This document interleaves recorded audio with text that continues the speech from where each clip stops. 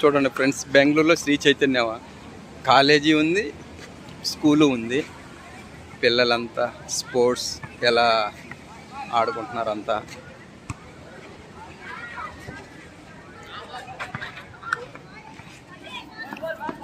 వెళ్ళిపోతున్నారు పిల్లలు కాలేజీలోకి.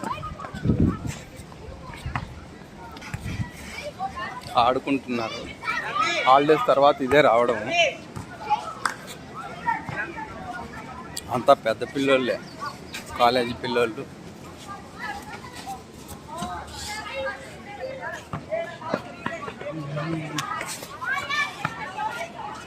బెంగళూరులో